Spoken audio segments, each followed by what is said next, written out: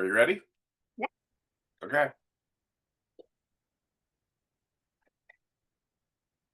Well, hello. I'm very excited today. This Life's Co-Pilot. We do the Life's Co-Pilot expert panels about twice a month, and this is time for one. We have Jojo Tabares with us today, and she is all about getting you healthy in your age. For as to age in place and to do well. So we're going to talk about it. Caring transitions is what I do for a living. We basically help people downsize and all that kind of stuff. Life's Co-Pilot is something we do just as a public service for the seniors, their family members, and caregivers, giving you real information about everything senior, I guess is might put it. So, Jojo, introduce yourself and tell us who you are and what you do. Well, like you said, I'm Jojo Tabares, and I am a transformational health coach. And it's really an amazingly important topic as we age because our body is less and less forgiving as we age. I've noticed. You've probably noticed. I have. As you're dealing with people who are aging. And my story, the reason I got into this was because I had really been thin my entire life until menopause. I had a hysterectomy, and within 6 months, I gained a ton of weight. For me, you can't tell here, but I'm 5 foot nothing and I wear children's shoes. So really small, and I gained a lot of weight. I gained like 1/3 of my body weight, I gained in 6 months. And I had fibro. I was diagnosed with fibro in my early 40s, but I had probably had it since I was a kid. And what that really meant for me mostly was fatigue, to the point where, I mean, I was really tired and nobody knew why. And I didn't, I thought I was the only one in history, whoever got that as a kid. And then when I had my hysterectomy, that just multiplied. And it got to the point where I was basically living my entire life on my couch. And I was taking 3 naps a day because living on your couch is very exhausting. And so I went, if I had to take a shower, my husband had to bring a chair into the bathroom so that I could rest my arms on the counter and blow dry just the top of my hair. And then I had to take a nap after I did that. I had to hang up the phone with my mom once because just doing this was exhausting, holding the phone up. That's how bad it had gotten. But when I tried losing on my own, never worked. I never lost an ounce. Different than my husband. My husband had been heavy his entire life from childhood. He lost like 5, 10, 20 pounds, never enough to make a difference for him, but he could lose. He couldn't keep it off, and it didn't make a difference. For me, I couldn't lose one little blessed ounce. So I tried all these things. They never worked. When I found my coach, I was so excited that I started losing weight. But what I really found is that I had more energy. I am now nearly 63, and I have more energy now than I did when I was in my late 20s. And that's not necessarily because of the weight. That's because my body was not getting the nutrition that I needed. I just didn't realize that I wasn't. I thought I was eating well, but I wasn't getting what my body needed. And the older we get, that changes. And so there are huge differences in 75% of Americans are overweight or obese, and that means kids now too. And so that means the quality of your life is diminished and the quantity of your life. It can be cut short by heart attack, stroke, things like that. It can also decrease your energy level, like for me, maybe not quite as bad as I was, but it can. Makes it harder to exercise because you don't have the mobility and you don't have the energy. And so you can't get in healthy motion. And then you need more help. And you probably come in contact with people like that, Jim, who need more help because they're older and they're having a hard time doing things. Well, that means they're probably taking more naps, which means they can't get together and spend time with loved ones, grandkids. I'm going to be a Grammy. There you go. In a little bit. I've got my daughter 7 months pregnant. I want to be able to get down on the floor with my grandkids. And then the CDC even links some cancers to being overweight. But then the thing that a lot of people don't realize is that when you are overweight, you have a risk of things that won't necessarily kill you, but it's going to make your life really hard. And my husband had one of those that started 2 years ago. So he had been overweight his whole life and had diabetes. What's the first thing they tell you when you have diabetes? Lose weight, right? He tried. He tried on his own for years and he never could do it. I helped him lose 60 pounds. And so he was not at risk for heart attack. His diabetes was gone, right? His blood pressure was normalized and everything was great. But what we did not realize is that 10 to 15 years prior, he had damage in his eyes from diabetic retinopathy. We didn't know that until 2 years ago. See, he lost his weight in 2020, so that was 5 years ago, almost 5 years ago. But 2 years ago, he woke up blind in one eye. So we were very blessed because he was able to find a surgeon. He had shots in his eyes, and then he had a surgery, two surgeries, and then he has to be monitored for the rest of his life. And that one eye is now okay, but the other eye had some damage as well. So they're monitoring both of those things. Well, we met people at that doctor's office that were not as lucky as my husband. And not only did they lose sight in that eye, well, one of them lost that eye because the doctor that she had do the original surgery was not as good as mine, my husband's surgeon. So you can have massive effect on your life that isn't life altering, but because of the consequences of being overweight. So, and it's harder to lose the weight as you get older because you are less mobile. Most older people are not eating enough, primarily protein, because we don't feel like we need to eat as much, but the protein is the first thing we don't want anymore. And that doesn't help us. That leaves us deficient for a lot of things. Energy, for one. Our metabolism is slower. And then, no energy to cook. So you're eating things that maybe aren't as good for you because you're grabbing the things that are easy, or you're going to a fast food restaurant or something like that. So the one thing that I want to share, it is not inevitable. I know people think that it is, but it is not inevitable that we get to the point where we can't function. It's not just because we're getting older. Look at Dick Van Dyke. Do you know how old he's going to be this year?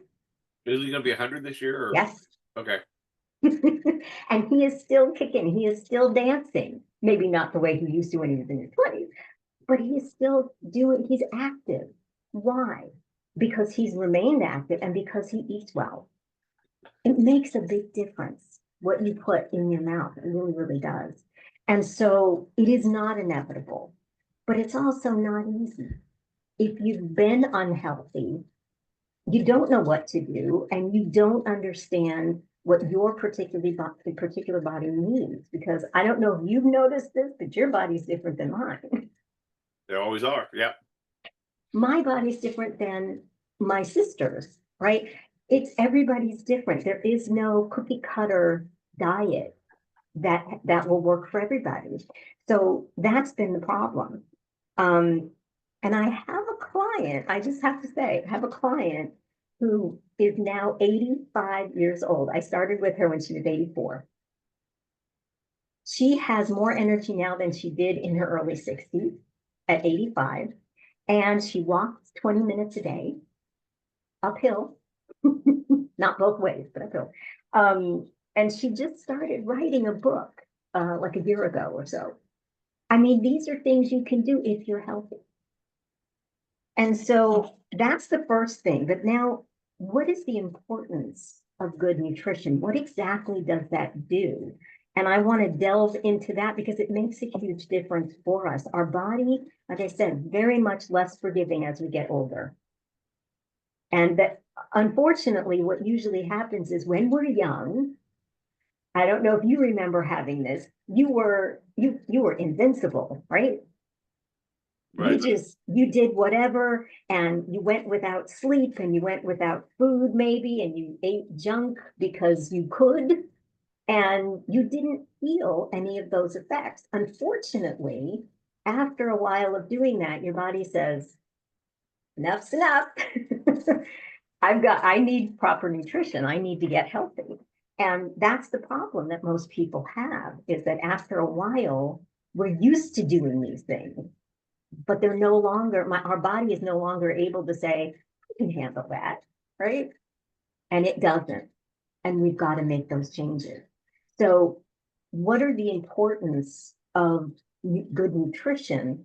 So there are several things that it does for us. It gives us more energy and vitality, for number one. So a balanced nutrition supports steady blood sugar and better energy levels throughout the day. If you're eating good, well, and good nutrition and on an even basis, your body gets what it needs ongoing during the day. It prevents fatigue, improves stamina, and for daily activities, things that we need to do every day. It helps us preserve our muscle mass, which, by the way, you don't have to be that old for your muscle mass to start decreasing. When you're 30, that's when it starts. 30, that's not old. And so when you get older, I'll be 63 this year, it really can be a problem, because that's the reason, by the way, that men lose faster than women do. Women that are listening, it's very frustrating because your man will lose a lot more weight faster than you will. And that's because men have more muscle mass than women do. But as we age, that decreases. And so that becomes more and more difficult. And then it gives you a stronger immune system. You probably come in contact with a lot of people that are elderly who get sick a lot easier because it decreases your immune function, especially if you're not getting the protein and the nutrition that you need. And we talked about preserving muscle mass. There's a thing called sarcopenia, which is age-related muscle loss. And so osteoporosis, fractures, all of those things, if you don't have good muscle mass, you can fall, you can break something. And as you're older, that can be more of a problem for you. And then sharper cognitive function. My mom passed away 4 months ago of Alzheimer's. And one of the things that they talk about is proper nutrition actually reduces the risk of dementia. Now, I know my mom was getting what she thought was proper nutrition. She really was not. As people get older, there are things they don't want to eat, and it makes it harder to get good nutrition. And apparently that affects cognitive function, even dementia. And dementia is a horrible disease. It robs you of everything that you once were, little by little, and it's just horrible. Also, your heart health. So a diet that's low in sodium, and most people actually, if you go to the grocery store and you buy things, it has a lot of sodium in it. Even things you don't think have sodium in it, a lot.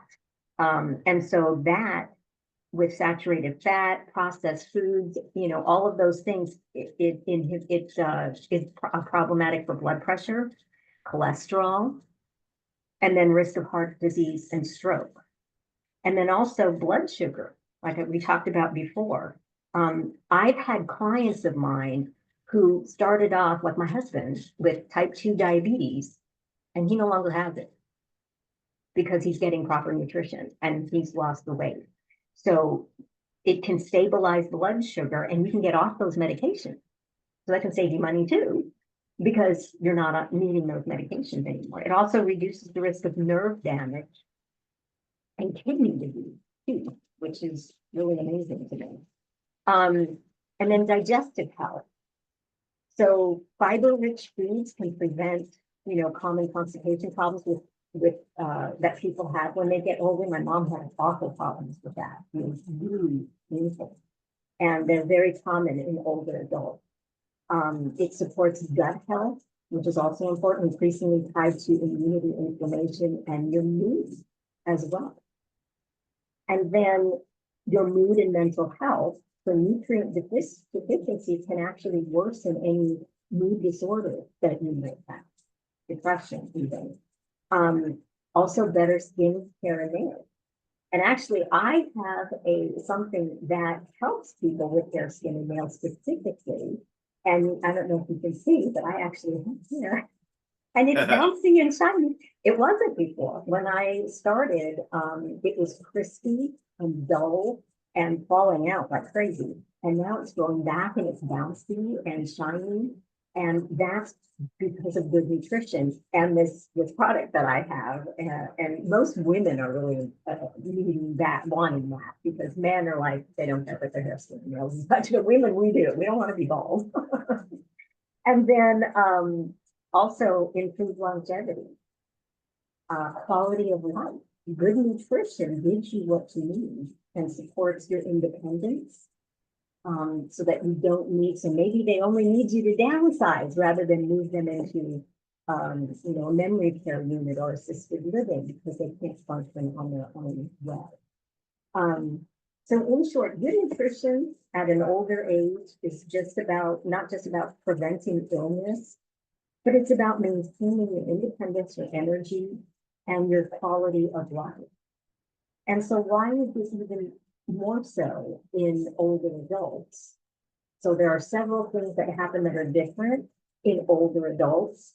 So as our body ages, we process food differently. So our metabolism is slower, and that means we need fewer calories, but it also means we need better nutrition. Because if we're not eating as much, we're not getting that nutrition that we need. And then absorption of certain vitamins and things like that can decline with age. So we need to make sure we're getting what we need, and it's not always from our food or the foods that we choose to eat. It prevents muscle and bone loss. It protects our brain, like we talked about before.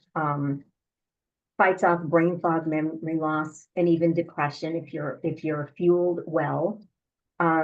Boosts your immune system. Things like zinc and selenium, vitamin C make you more resilient against infection and things like that. And it supports your heart, metabolic health. So fiber, healthy fats, being low in sodium, all help you control your blood pressure, your cholesterol, your blood sugar, and your weight. And then it improves your energy and your mood. Again, balanced sugar gives you steady energy throughout the day. Proper nutrition will support hormone balance. That's really important for us women after a certain age. Reduces inflammation, and it helps with your mood. And then, so how do we get our mojo back? How do we actually do this? So really, it takes small, steady steps. It's a decision that you make, and you start with little things, and then you build. So it's hard, especially for older people, to do everything all at once because they don't have the ability or the energy to make all of their meals and things like that. So I can help with that. But it takes little small steps, making small habit changes, mindset changes, a little bit at a time. And then that builds until you have kind of an automatic response to how you eat. Because you've got to change the way that you eat. If nothing changes, nothing changes, right? You've got to build your strength. And a lot of that comes from exercise. Well, older people have a hard time going to the gym and working out for an hour. It's hard to do when you first start, especially if you're overweight. You don't have the energy. You can't just start. I mean, you can't be a bodybuilder overnight. I don't know if you've ever tried it. You've been to the Oh, gym? I did that for years, 6 nights a week, 2 hours a night, different body parts, yeah. So my biggest problem right now is I was always of the mindset of go heavy, go hard, or go home. Okay. And I never forget, I was at Lifetime one night, as I used to do it after the family went to bed. And I was doing leg presses. I had their machine that you had to pile the weights on. I had 1,400 pounds of plates on there, and I'm doing this. I have my knees wrapped. I have the belt on. At the time I was in my late 30s, almost 40, and I'm going, why am I doing this? Something's going to blow up. And I have never been able to reprogram my brain to do light weights, heavy, high reps, because it just sounds so boring. Okay, so I've been out of the gym for a very long time, and it shows. So anyway.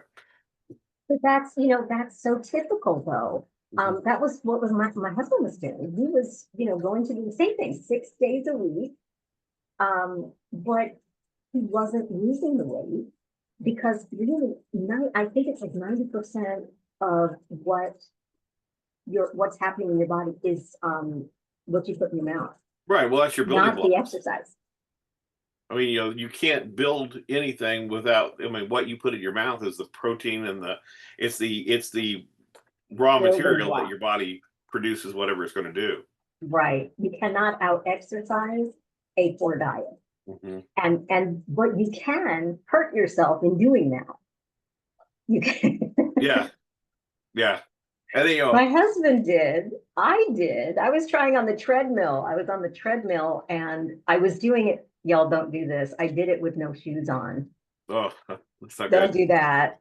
And my foot went like this, and I did not know it for like 2 weeks. It hurt, but I didn't realize until one day I was like, oh, it hurts. And I put my hand on there, and there's this big thing that stuck out. I ripped the tendon all the way down and stretched two ligaments so far that my foot was flopping and I needed surgery. So don't do that. But you can hurt yourself doing exercise if your body's not ready for it. Yeah. And it Yeah, it doesn't. takes time to build up, and people don't realize, especially if you're doing resistance exercise, your pain that you feel from doing it the next day is very mild. It's the next day that you're going to really feel it, because if you're building muscle, you're tearing the fibers and then it rebuilds. And it doesn't feel good in 24 hours or 48 hours afterwards. But I remember my brother went in one night with me to get to the gym that I was going to at the time. And it was like a metalhead gym. Everyone there, I mean, was like competitive bodybuilders. They were competitive powerlifters. They Oh, were wow. competitive they were doing WWE stuff, and I was like one of the only normal people there. Okay, and my brother went with me, and and I kept telling him, I'm going, this is new to you. I go, I don't care if you just do the bars with no weight on it, because you're just basically teaching your body the move. And I was doing 4 sets, he was doing 3 sets, between me, and I was doing pretty well keeping his ego under control, until this girl worked in with us. She was, a little bitty slight thing, really pretty, and she was lifting, like, but she was a power lifter, and so she was lifting all this stuff. So then his ego kicked in.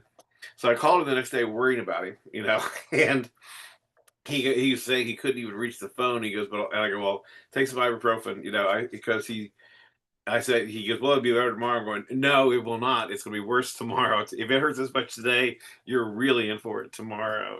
So I don't know if he's ever been in a gym since, but it was one of Yeah. And it's a process. that's the challenge is that you think, well, that's not going to work. So I'm never going back there again. And then you don't know what to do. Hmm. So there's that one thing I can tell you too. I also have something that I recommend that helps with muscle recovery after exercise. So that's something that you can do. It really does help. And that's my husband and my son, who's now 26. My husband's 63, my son is 26. They go to the gym still 6 days a week. That helps them both Hmm. to recover from, because that can hurt. Because that's what you're doing. You're tearing down the muscle to build it up. Hmm. And ow. Yeah. So yeah, that's an issue. And so it really starts with what you put in your mouth and how you protect your muscle and build your muscle, because it all starts there. That's what we are made of. And then we prioritize our sleep. How many people, as you get older, you get less sleep? You get less sleep than you did? Probably. Yeah. I don't find that I sleep in. I used to be able to, like, most of my life, and I blame my grandfather for this, okay? Because when I was a teenager, he goes, "Boy," he goes, "you're sleeping a third of your life away." And I did the math. I'm going, "Oh my God," and so since then, I probably never slept more than 5 hours a night, and then I would crash on weekends, okay? and I don't really find that I can sleep in anymore. So it's kind of a, You I trained yourself. yeah. Yeah, yeah. So And that's a challenge because your sleep affects your hormones, your mood, your healing ability. And it boosts a lot of times too, when you're trying to lose weight, if you're not getting the sleep you need, it can cause a problem. So there are lots of ways that you can improve sleep, and it's called sleep hygiene. And I share that with some clients too, but it gets harder when you're older because you do sleep less as you get older. And you uh, need to make sure you prioritize that. and you don't bounce back as quick. I've noticed that too. No. And so it's when I grew up on a farm. Okay, and so I was the oldest son, oldest grandson on a farm. So both in the spring and the fall, 72-hour days were nothing in common, Yeah. where you just basically you catch a nap while they were refueling the tractor, and then you kept going, so you get maybe a 15-minute snooze in, and you'd go for 3 days before you went to sleep. Okay, No and that was, problem, right? yeah, I did that all the time. Then I had a business that was a marketing company that was in 21 states, and it was nothing for me to drive all night and then go back, take a shower and work all day. And that was, and some the scariest moment that ever happened to me is I had a conference in Charlotte, North Carolina. I worked all day. I was managing about 9 counties. We had a new home builder group. I had 9 counties. So I worked all day, jumped in the car, drove 12 hours to Charlotte. Okay. And then got a shower, and I get a phone call that there was a crisis going on back here that I had to get back to. So I went to have breakfast with a mentor of mine. I swam a few laps in the pool before I got back in the car, and then I drove back. I worked all day, and then I came home that night. So I'd been up for what, 3 days? Okay, I think at that point I come back in, and I'm sitting down. It's about 10 o'clock at night, and I truly believed it was impossible for me to fall asleep without trying to. Okay. And because I'd done this for so many years, driven all night, Mhm. worked all night, all day. And for me to go to sleep, to get my mind to shut off, I'd have to kind of lay in bed and get myself to go to sleep. So I didn't think it was possible for me just to fall asleep. Okay. And so I was never worried about that driving all night or what have you. Okay. So I'm sitting there, and I'm probably in my 40s at this time, and I am sitting there. Maybe a little older than that, but anyway, maybe 50s. I don't know. And I'm sitting there, and I was sitting on the floor, and my wife made me dinner. I was having dinner on the coffee table, sitting there watching TV, and I wake up in the morning, sitting exactly there with a blanket over me, and apparently I had fallen asleep, and my wife just left me, and I had no idea that was possible. That was scary to me. Okay, Yeah. Now I will say, was it 2 or 3 weeks ago? I did an all nighter because my mom was in the hospital, so I was up all night with her. Oh, And she said that Parkinson's, what have you. So she had, so there was an emergency. She was in the hospital, and I knew when we were getting a phone call at 11:30, we're going to the hospital. I knew I'm not going to get home before daylight. That's just how ERs work, right? So got home in time to get a shower and get to work. Okay, well, I paid a price that day, and I was a really busy day. But so I did my all nighter, and it's just I noticed that I made it. I was fine, but I was dragging, harder. So Yeah. you know, it was more than a cup of coffee day. Yeah, and that's the thing we don't realize that our body as it gets older, because when we're young, we're like, yeah, I remember, pulling all-nighters, we did certain things, my sorority with my husband's fraternity, and we were doing this event and all-nighters and no problem and everything, and now, no, we don't. Yeah. Well, so far I can do it. It's just it is hard. Okay, you feel it's not. You don't. I couldn't do it that second day when I used to do that work. You go 3 days. There's no way. So Yeah, and it's so like so when it sleep comes is, to diet, I'm just thinking I was a wrestler, and so it was one of those oh, things that my football is 177, and then I'd cut to 126 my senior year for wrestling. So it was and I did that in 45 days. Okay, which is not easy. And talking about sodium, I still don't really. I mean, I'm sure I get a lot of sodium through stuff food that you get, Yeah. but we like never use salt to cook with or whatever. Very rarely, if anything. If we do, it's just a pinch type thing. I've never salted food my entire life, on the plate, just never cry. In fact, I go to fast food now, and a lot of times I could barely eat it because it's so salty. It's just, you kind of forget, what it's like. But did you know that you can actually like deplete your sodium so much that it freaks your body out too? I had that happen. I went blind on a wrestling match one night and went into convulsions and the whole bit. And fortunately, the team doctor recognized what was going on and gave me sodium pills and some Gatorade and snapped me right back out of it. But it really freaked me out Oh, because when you cut that hard, what I was doing for a diet plus working out 6, 7 hours a day, okay, I was and slept the rest of the time because I'd sleep through class. My teachers gave me passes to go and to lay down in the locker room, kind of stuff. But I would eat a single serving box of Bird's Eye frozen fruit cocktail with the ice crystals on. I wanted it frozen because I wanted the ice crystals. Okay. I'd have that, like, say, on a Monday, and then on Tuesday I'd have a glass of water, and then on Wednesday I'd have that Bird's fruit cocktail, and on Thursday I'd have a glass of water.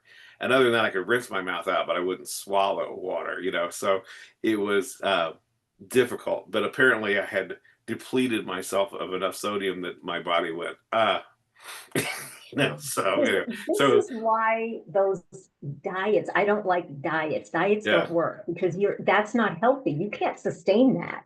no. Yeah. Even Well, if it was you're really just doing weird because it. I remember one time I was, you're standing there naked, you get weighed and stuff, and I was on the scale one time. This is when I was doing that cut, and all of a sudden everybody was freaking out because they thought I might have a tumor on one of my chest because it was like twice the size of the other. And what they realized was it was just not eaten down as much as the other one had been. You know, my body hadn't eaten that side yet. So Wow. yeah, I wouldn't recommend this to anyone, but I've been around a lot of wrestlers and, I've had friends that were in the hospital with dehydrated kidneys and, it's not I, No. a friend of mine was fighting, he was in his 40s and he was fighting MMA, and to make this fight, he had to be down 200. He had to go from 260 to 200. And we literally had to carry him up to the scale because he couldn't, do it. Oh my Um, gosh. but now he weighed 230 the next night of the fight because he rehydrated. Okay, but so I come from that weird world. Okay, and so a lot of my things I may know stuff, but I know a twisted angle to it. Well, and that's the thing is you've got to get healthy because you can limit yourself, you can do a diet for a short time, but it is not sustainable. You've got to feed your body what it needs. And you mentioned, working out and everything. That's why I have different programs. I could not work out at all because I could barely walk my little behind to the kitchen, right? I was on my couch, but what nutrition I needed as a tiny little person who was not doing any exercise is very different than what my husband needed. He's 5'8", very muscly, and he was working out 6 days a week. That's different. You need to make sure your nutrition is matching who you are and what you're doing, your lifestyle. So yeah, you got to make sure it's healthy, and you got to make sure that it matches who you are, what your body is like, and what you're doing. So, that's something that, nutrition alone isn't enough either. Like you were talking about good exercise, but you also need hobbies. You need to occupy your mind. You need to have something to work toward. You need to have friendships, which is why I love those assisted living places, because then the people are closer to other people. Right. And then they can form friendships and have meaningful conversation. And it's not just they're alone by themselves. Like my dad right now is by himself. And that makes it really hard because he doesn't have many people to talk to. Now, my dad is not real social, so he doesn't really want to. But Right. for a lot of people, that can be really hard. That's why COVID was so hard for a lot of people and teen people, with the young people, they need to be with other people. And that was really hard when everybody was just kind of cocooned in their Right, house. exactly. We And saw a lot of so, people go into dementia and stuff during that time frame. Um, whether what's maybe it sped it up just because they had no social activity, no no outlets, no what yeah, have you. yeah, definitely. And then, in a lot of those places, they have group exercises and group activities and things like that. So it keeps them active, keeps their mind active. And that's really important for older people because a lot of time, I mean, when you're young, you have your kids and you're involved with your kids, and then your kids leave the nest, and then as you get older, a lot of your family members pass away, your neighbors and your friends, and you end up being by yourself. So it's really important to make sure that there's connection there. And after 2020, I think we all realize how important that is Hmm. to have actual connection. Um, and then a mindset shift too. It is never too late. Aging doesn't have to be inevitably, I just get old and I can't do stuff and that's normal, so I shouldn't even try. That's, I think, what a lot of people think because our culture it's very prevalent. Not just that 75% of us are overweight or obese, but also because we have that mindset that this is normal. Our food is not very healthy for us. Things we buy at the grocery store is very healthy for us. A lot of restaurants, by the way, a lot of sodium in the food at nice restaurants. I'm not even talking about fast food, but nice restaurants. So it isn't just that we are overweight. And by the way, why we're overweight, a lot of it is because of the food industry. Hmm. Seed oils and They put things in the food to purposely make us crave that food. hmm It's like an addiction. It actually is an addiction. They do that on purpose because then we buy more of it. right. And then we, as older adults, we used to have the Twinkies and the this and the that. We remember what it was like. But those things we used to call junk food are junkier now. Yeah. Uh, if you look at the ingredients when we were kids and we were having the Twinkie, there's way more ingredients now. And we think it's the same thing because they don't tell us that. Right. So we get addicted to these things and we don't realize. And then, so it's not our fault that Well, the we food companies are, are owned by the food companies are owned by the old cigarette companies, and so, and they really are, and so one of the things that I had been exposed to years ago, there's an economist, and I'm a nerd. I actually have favorite economists and least favorite economists. I have selfies with some of my favorite economists, but anyway, so I consider myself someone who grew up with child abuse. My dad was an econ teacher, and he taught us all econ every meal for my whole life. We hated it at the time, but now I'm a nerd. Okay, so but Paul Zane Pilzer is the name of this guy, and he was really spending a great deal of time talking about the food industry. And this was back in the '90s, and he was teaching us this, and he was talking about your body has a natural sated moment, like it is craving potassium. So you eat some bananas or you eat potatoes or whatever. And as soon as you get that in your system, your body goes, "Yeah, I don't want any more of that because it knows what it needs." satisfied. Well, what they're doing with like the Oreos or whatever, they're doing things, they're chemical blockers that eliminate that sated feeling, so you can eat a whole box of these things without feeling like you still need more, and they've been doing that now. Like I said, he was talking about this in the '90s, Yeah. and you're talking about looking at these labels. It's terrifying. You can't pronounce any of the stuff, you Yeah. know, so in our house, we've gotten to where we are uh, becoming very cognizant. And I'm very excited about what's happening with some of the food industry right now, where they're reevaluating what's going to be Yes. allowed to be in there and what have you. But like for instance, bread. My wife either makes it or I found what I normally shop at Myers, but when Myers has a rack from Great Harvest, which is a bakery in Broad Ripple, but you look at it and it's got flour and you know a little salt, a little water, eggs. There's not one chemical in their label, and so yeah, it's more, yeah, it's $6 a loaf instead of $3 to $4 a loaf, but it's actual bread rather than whatever this chemical soup is that these other It's ones are. actual food. Yeah, exactly. So we're trying to be cognizant of what, because those chemicals are, I mean, who knows what you're putting in there. Yeah, yeah. And the thing is too, it's like between the food industry and the medical establishment, you really, it's designed to keep the money flowing. Right. Because if they're treating things so the medical industry is trying to treat things that the food industry caused, and we don't even realize what's going on. And so then if you go in the medical industry, they're not really curing these things, they're managing Well, a them. good example of that is years ago, my oldest son, when he was his senior year for wrestling, and there was so much pressure and stress that, I mean, you have no idea what families go through on that. I mean, it's just pretty intense. And she was so stressed, and this was right, we were sandwich generation. This is when her parents were going into assisted living and all the different stuff and different health issues. So she was juggling both sides of this.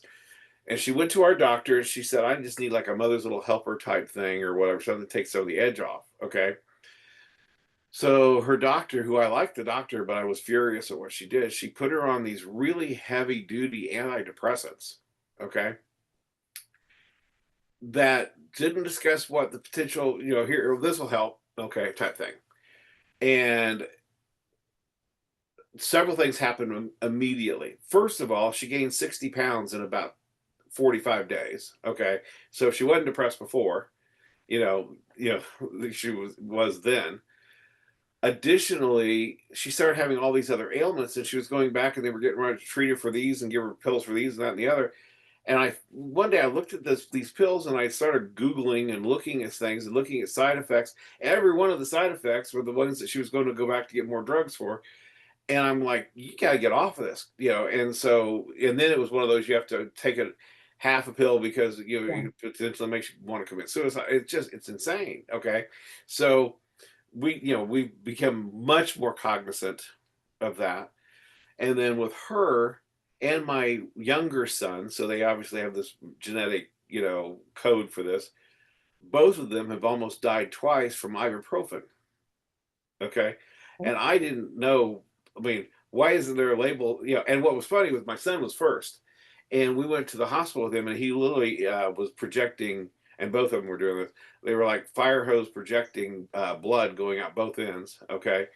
And it was like bleeding ulcers. And with him, he was in the ICU for like 2 weeks. And he was, 20 some years old, late 20s. Oh, And they, first thing they said, the doctor goes, "You've been taking ibuprofen?" He goes, "Yeah." And he goes, "Well," he goes, "We see this all the time." And I'm going, "Really? Why hadn't I heard this?" So so in our household, they are not allowed, but neither him nor she is allowed to ever come near that class of drugs again. Okay, but uh, and they both have had these occurrences. My wife's had it twice. My son had it once, and we were seeing the signs of it once and got him treated. And both of them have to take these stomach pills, to protect themselves from it. But mm, so we're real careful. And even me, I obviously I'm not predisposed to it, but it's like I have to look at that bottle real hard. You know, am I really needing it? Type thing. yeah. So, and I remember my grandmother. Um, she had gotten to where she was using a cane. She just really was having troubles getting around, and she went to a new doctor. And this was a young doctor at the time, and he went through her, and he ended up getting her off a whole bunch of drugs that the original doctor had her on. Wow. And now she went through withdrawals, and she was having all kinds of metallic taste in her mouth, and she was doing all these things. But once she got that out of her system, she didn't need the cane anymore. She was doing great, and she ended up going into. And this is my grandmother. It's one reason I loved her so much. She went into her original doctor. She made an appointment. Went to the original doctor that had gotten her into the state, and she waited for him to come in. And we came in, his eyes got big. She goes, "You thought I was dead, didn't you?" And then she flipped him the bird and got out and walked out. but it is true. It's what you put in your body makes a big difference. Yes. Yeah, and it's hard to know what to do Mhm. because you are told one thing from the food industry, one thing from the medical establishment, and you don't know what to, and then you've got your own body, which is very different. I mean, my body's very weird. I mean, not only am I very, very small, but I've got different things that happen in my body that don't happen in most people. And so it is a very individual thing. We are all made unique, not, we're not cookie cutter people. I never, even twins can be very different and Well, their it's like another lifestyle. thing when it comes with what you're putting in your body type thing, right? We lost a great brain. A guy I used to work for, and I was in the new home development business or what have you. It was his dream to have this new home development, and he was a pathologist, okay, and brilliant medical guy, okay. And so I worked, and I came in. He'd had it for 7 years, and it just was falling apart. Everybody was losing their money. It was just not working. He In 7 years they had three sales, and they had seven specs that were 6 years old. It was a not a good situation. And because they were all novices that were involved in it, people were taking advantage of them, that type of thing. So I was coming in there to try to fix this. Okay, so I got to know him, and we did fix it, by the way. But I got to know him, and Doc was a guy who, if you ever seen the show House, that's kind of who he Yeah. was. He Oh, could make people mad just walking in a room. He just had that ability, but he was really a good guy. But he just was burly, girly, kind of nasty, type of rough. thing. Yeah, just not real people friendly, right? But he was brilliant. I mean, it was, and I've been in too many meetings with him where he was chewing out some doctor, that I question everything. I've had too much time with him. I was working with him like 7 years. And when one day I was talking to him about my wife's grandmother, which was lived up in Angola, Indiana, northern, up north of Fort Wayne. And something weird was going on, and none of the doctors could figure out what was going on. They were all perplexed, right? And she'd been going to doctors in Fort Wayne, she'd been going to doctors in Huntington and the hospitals, and no one could figure this out. So I'm mentioning it to Doc one day. I said, "Does this make any sense?" And I'm telling what fourth hand, descriptions. I'm going. She seems to not be making any blood. They have to go back in and top her off all the time, because her body just is not producing blood. And within 30 seconds, he goes, "Go look in the medicine cabinet." And he wrote down three names of drugs. He goes, "If you find these in there, especially in combination, if she's been taking them for a long time, it shuts down the body's ability to make blood." Guess what we found? All three. Yep. And he diagnosed this from 100 miles away with fourth hand information in 30 seconds. The doctors at the hospital in Fort Wayne and the ones in Huntington did not. My question, one of two things happened, and neither one of them are good answers. Okay. One is they honestly didn't know. Yeah. Okay. Two is they knew, but they didn't want us to know that they had caused it. And I didn't know which it was, and neither one of those are good. So you might call me skeptical. So when somebody tells me something, they have to sell me why. Okay. And a lot of times I'm going, nah. Yeah. So, Yeah, absolutely. I mean, it's really incredible the misinformation that we've had for many, many years, and it's caused a lot of problems. There's so many, and the older we get, the more issues we may have, especially if we're not really healthy to begin with. And just as you said, if you're not feeding your body with what it needs, then it's going to have problems. And the older we get, the more problems we're going to have. And then we take this medication, but it causes this thing. So then we have to take this medication, which causes that thing. And it just keeps snowballing. And we think this is inevitable and there's nothing we can do about it, but there is. And it starts with good nutrition. That's the first thing that we need to do. And so every bite that we take is either fighting disease or causing it. We need to make sure that what we're eating, what we're putting in here, is really stewarding our temple well. And we have to make sure that it's right for our bodies, it's right for our lifestyle, and that we're making those decisions and choices based on changing habits and mindsets so that we can live healthy. And it's not even just about weight. It's about health because I've had people who were skinny. I mean, one woman I met on Facebook, and she is, I guess, bulimic or anorexic or one of those. She asked me to help her lose weight, and I'm like, no, Yeah. I could help her be healthy because I've had clients before who didn't need to lose weight. Really, I mean, I had one client, I think she lost maybe 10 pounds, but it really wasn't that she needed to lose weight, but she just had no energy. And it starts with what you put in your mouth, and it's very individual, and you need to make sure that you're getting good healthy habits so that you are remaining healthy. And like Dick Van Dyke, you could be turning 100 and feeling great, or you could be turning, 62 and not last much longer. When you're working with a client, how do you determine what that is for them, each individual, and how do you find out what they need, and how do you create a path? I assume you're coaching them as well. So how do you create a path for them to come out the other side? That's a great question. Yeah. So I actually have a form that I send out with questions on it. And that gives me a framework because I have a lot of different programs that I can use. And so that gives me a framework of maybe which programs, sometimes they're in between programs. But then I talk to them on the phone and we go through a lot of different things and clarify some things. And then I start them with either one of the programs or I tweak a program for them. But then as they start to lose weight or get healthy or gain weight, whichever they need to do, they their body changes, their mindsets are changing, their habits are changing.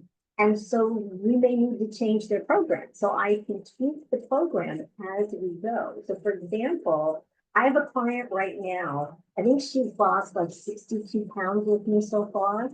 And she's like almost at her goal weight. I think she's like 10, 15 pounds from her goal weight. She started off with me saying, I am addicted to these cookies. She had to have these cookies. I said, okay, take them out of the house.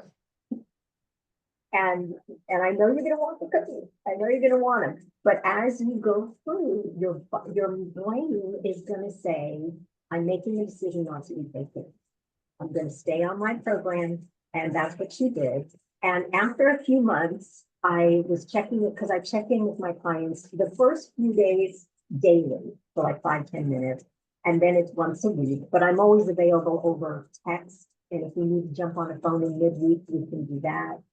But I check in generally once a week. And so I was checking in with her and she said, oh my gosh, Jojo, I didn't even want the cookies anymore. She wasn't craving the cookies anymore. And it gets even crazier. So then a few months after that, or actually it was, yeah, a few months after that, she was at her son's house and her son always had these cookies for her because he knew she liked the cookies. So she said, it's going to take a taste of the cookie just to see. She said she didn't even like them anymore. Do you know that your body is created? And once you, because those things that are in the cookie are designed to make you crave them so that you keep buying them and they keep making money. Once your body detoxes from them, it gets easier and easier to say no to the cookies. Right. But it also gets better and better because your body then craves what is good for it. So not only do you no longer crave the cookies, but you no longer want the cookies. And in some cases, in hers, she didn't even like them anymore. So it's amazing what the body can do. The more you are targeting your mindset and your habits, the body takes over. It makes it so much easier. Well, I had that happen just well, in COVID. We're working from home, okay, and so I would make lunch at home. It was easier because finding a place that was open, and I didn't want to go through all that crap with a mask on, all that kind of stuff. So, and the only place that I ever wore a mask my entire life was when I was a place where I had required to, because I'm like, I was an early adapter. I had COVID like the first day they shut this. I mean, right out the bat, COVID. But the but what I found was I was eating a lot of like tuna salads. I just drop a can of tuna on salad and whatever, and things at home because it was easy, what have you, and it was cheap, type thing. And I remember going out one time and eating something in a restaurant, and I could barely eat it. It was so salty, and I about freaked out about how much it cost, because I hadn't done, because I'd been away from it for a period of time, and it was like yuck, and it was a place I used to go all the time, but it was like nah, it's that it was well, first of all, it's had so much salt in it, I just wanted to spit it out, so Yeah. I have an opposite story too. I have a client of mine, one of my first clients, and she said reluctantly she was going to go on one of my programs. She said, I really need to lose this weight, so I'm going to do this. But I hate vegetables, and I don't know how I'm going to get myself to eat vegetables because we need vegetables. Our Mhm. body needs vegetables. So I said, okay, I've got lots of recipes that can kind of hide the flavor of vegetables for you inside the recipes that you can eat. So she went along and I don't know, 3 months, she calls me on the phone in the middle of so normally she would check in like on a Monday. She called me like on a Wednesday. She's like, Jojo, and she didn't like vegetables at all, but she really hated green vegetables. Green vegetables were one of the, so she calls me on the phone. She goes, Jojo, I'm craving green vegetables There you go.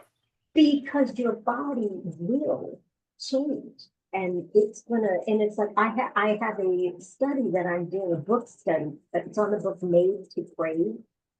And it talks about how, and I saw it in there. I was like, what? It's scientific. It's not just my experience, but it's actually science. Your body will start to crave what we focus on. So as we are focusing on eating the right thing, because if we're focusing on eating the cookies, the body wants the cookies. But if we're focusing on eating the green vegetables, the body wants the green vegetables. I'm going to introduce you. I'll send this privately to you, but a friend of mine is a doctor and he's the scientist, and he is not a fan of big pharma. Okay, and he is, um, in fact, he was my go-to guide during COVID because he was teaching me what to do and how to do. I didn't even realize it. I mean, we're friends through an outside hobby. Okay, and um, I didn't even realize really what he did. I just knew he was really smart because I could never understand half the things he said. Right, and so but he was actually a COVID research scientist. He'd been studying it since 2019 in both Asia and Europe and here. So he had a very different path for me to follow, and I followed his path. Like, uh, you know, you know, he told us under no circumstances ever take the vaccine. Because he goes, you've already had it because I had it like right out of the box. He goes, you got natural immunity for life if you don't Yeah, screw up. I had it in 2021, Yeah. January. So so I followed his guidance because everything he said would eventually be proven right, a year later or what have you. But one of the things he does is he'll actually do tests with people, and this is something you guys might want to get to know each other.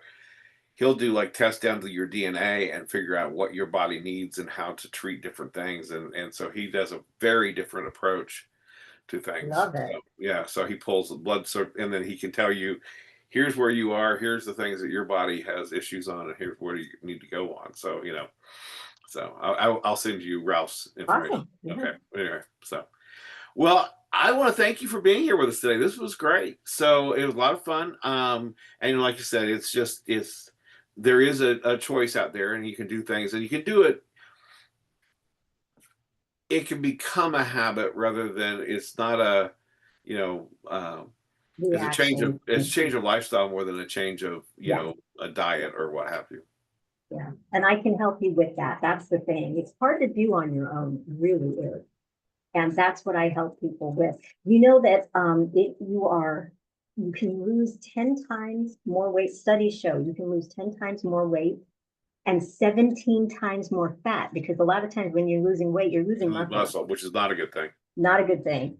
With a coach, 10 times more weight, 17 times more fat with a coach, studies show. Well, I learned about a coach one time. Of course, I had coaches in high school and all that kind of stuff, but I I thought I was doing this kid a favor. Okay. He was one of my son's coaches. He was an All-American wrestler from Michigan State, and he was, I mean, he's a great kid, but he was one of the coaches, and I knew they were young men just trying to get started. They didn't have a lot of money, whatever. And he was a coach at Lifetime. So I hired him as a coach just to be a client to get him a paycheck, basically, is what it came down to. That was my thought. I liked the kid, but I didn't really think I needed a coach, but I was going to do it that way, right?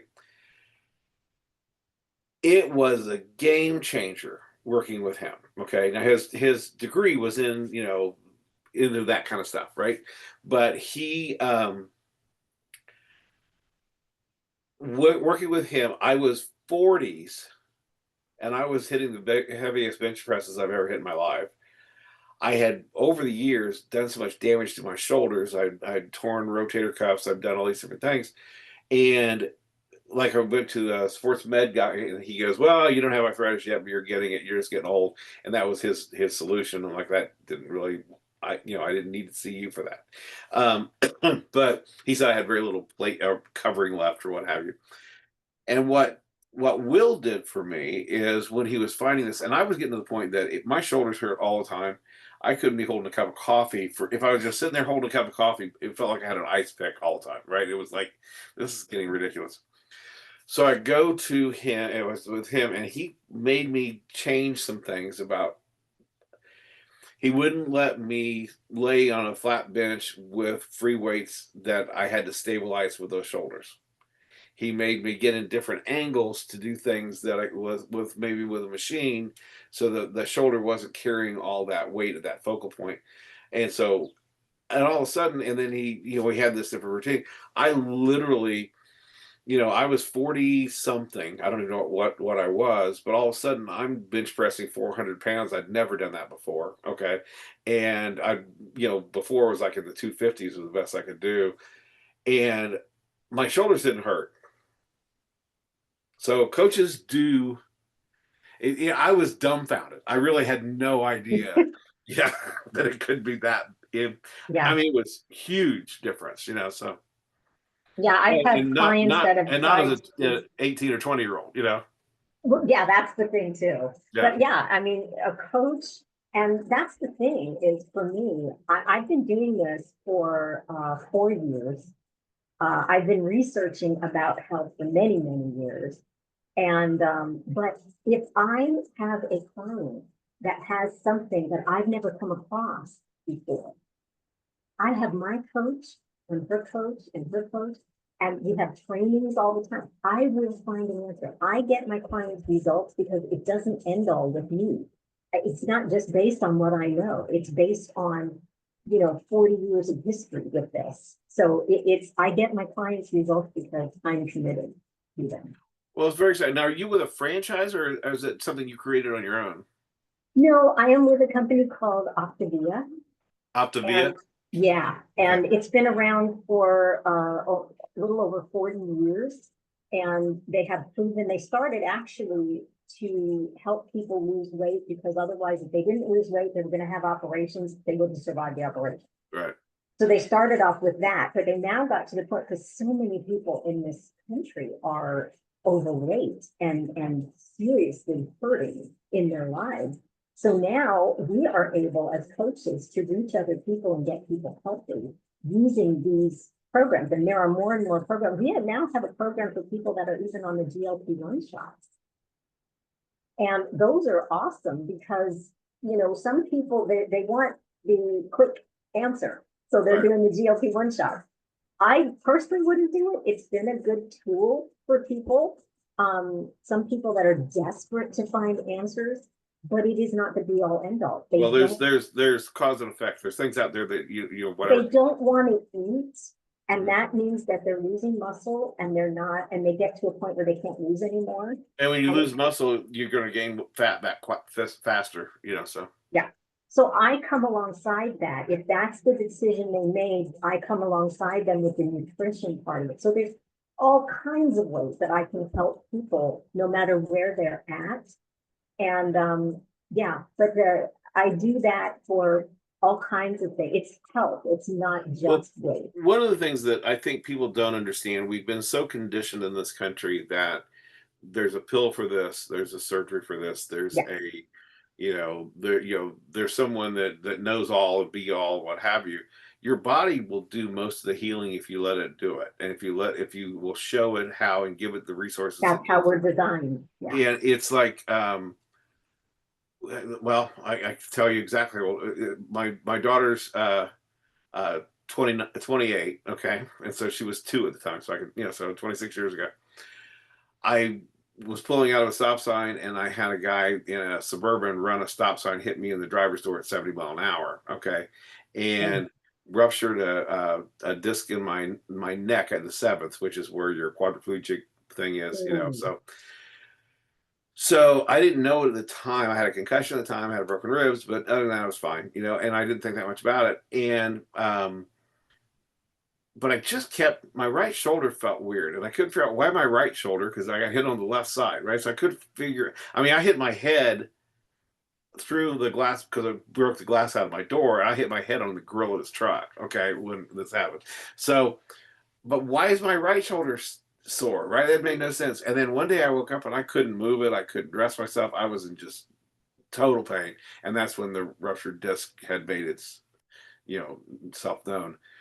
And I went to a guy, and he said, "You have to have surgery. There's nothing you can do about this. You're going to have surgery." But then he told me that I couldn't pick up more than 5 pounds for 6 months, and I've got a 2-year-old. That ain't going to happen. Okay, and I, More than 5 pounds. yeah, and I'm not going to be able to be even in a car as a passenger for 6 months, because if I'm in an accident, I'd be a quadriplegic. Okay, so I'm going. Well, I don't really like this. None of these things make sense to me. And then eventually he said the one above it, the one below it would probably freeze up, and you'd have to do more surgery. So I'm going, this really, everything about this sounds like it sucks. Okay. And so I'm like, I can kind of live with it. So my neck gets stuck in weird positions sometimes. I eventually get it popped out.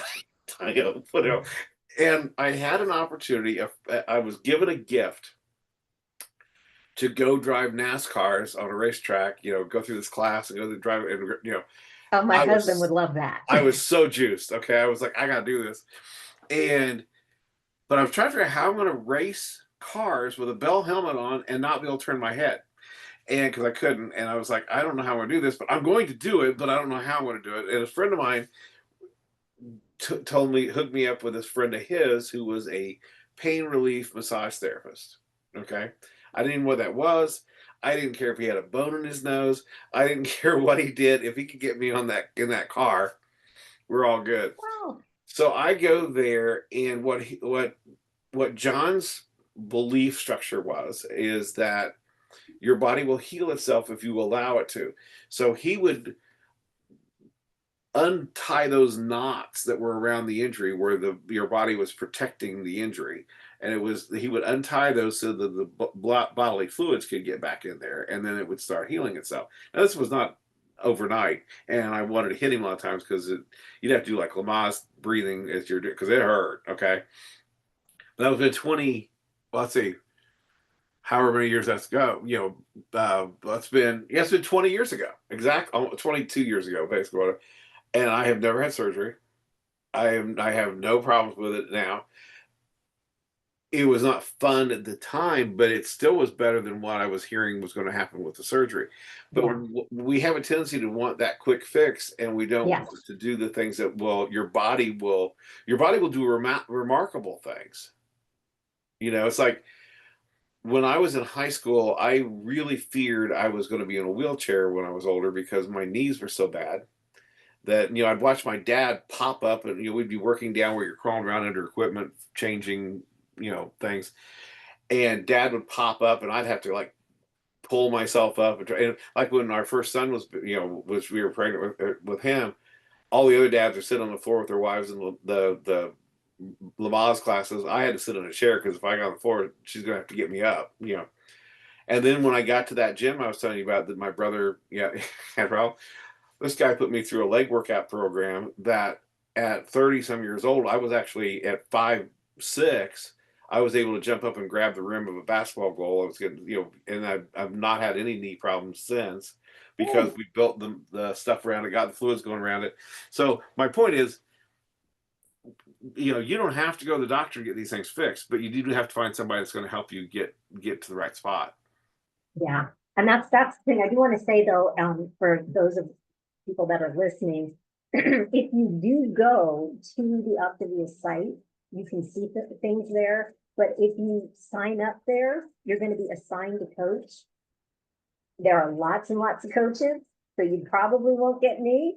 But I do have a link to my form, my assessment. The assessment is free, the consultation is free. There's never any obligation, but if it makes sense for you, and most likely it will, then I will work with you. And so there's a form. I also have a newsletter that I send out, and I can give you those links if you'd like to include Please those, do. because I'll put those those are in the free. and all that stuff as well. Yeah. Well, thank you so much for coming. It Thank was you. fun, and Yeah, maybe we can help some people make some changes here. absolutely. All right. Thanks so much. Talk to you later. Bye bye.